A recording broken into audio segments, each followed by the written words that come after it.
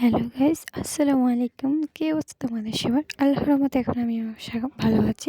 তোমাদের সবাইকে আমার ডেইলি ব্লগে স্বাগতম। তো আজকে তোমাদের সাথে একটি রেসিপি নিয়ে চলে আসছি, শিমে দিয়ে ইলিশ মাছ রান্না।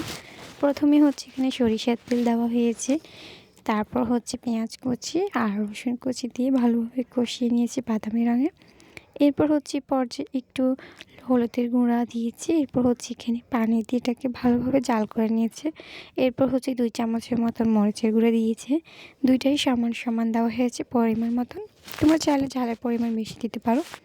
তো এগুলোকে ভালোভাবে কষিয়ে নিয়েছি। এরপর হচ্ছে এখানে 2 চামচ মতন লবণ দিয়েছি।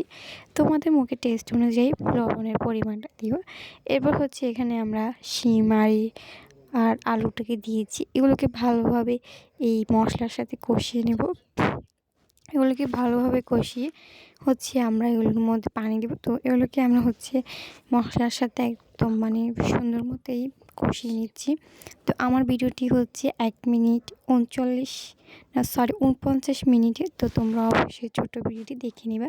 তো এখানে হচ্ছে এগুলোকে ভালোভাবে কষিয়ে নিয়ে পরে হচ্ছে একটু পানি দিয়ে দিব। তো যখন একদম কষানো শেষ হয়ে যাবে, শিম আর আলুটা চিপে যাবে, তখন হচ্ছে এখানে আমরা পানি দিব। তো এর মাঝে হচ্ছে আমাদের গাছে আমের বোল এসেছে। তোমাদের কার কার কাছে বোল এসেছে অবশ্যই কমেন্ট বক্সে জানিয়ে যাবা। তো এরপর হচ্ছে এখানে পানি দেওয়া হয়েছে। পানি দিয়ে এগুলোকে ঢেকে রাখবো উতরে যাওয়া অবধি। এরপর হচ্ছে এগুলোকে ঢেকে আমরা উতরে গেলেই হচ্ছে এখানে আমরা ইলিশের শুটকিটা দিয়ে দেবো।